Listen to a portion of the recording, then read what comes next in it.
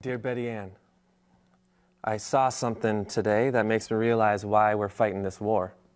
Written in April 1945 by a distant cousin of mine. Meet Andrew Carroll. This was the letter that started it all. He's talking about this letter written by a World War II pilot.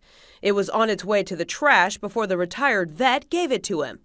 It inspired him to create the Legacy Project, a collection of correspondence composed from battlefields around the world. He's written books based on the letters and even a play that we caught in rehearsal. I wondered if I would really be able to use my weapon against someone else. The notes, some beautifully handwritten, stretch from America's earliest wars to emails from Afghanistan.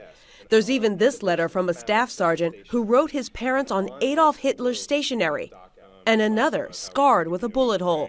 We have letters from the Civil War that are stained with little blood marks and mud.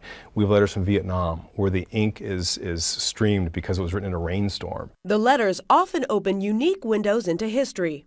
This is the letter that was written from inside the ship at Pearl Harbor, December 7th, 1941, USS New Orleans. Dear Sis. I don't know why I'm writing this, because if we're hit with a bomb, they won't find enough of me, let alone this letter. The emotions are timeless. And if you strip away the dates and the salutations, you almost couldn't tell one war from another. What about the wounds you can't see?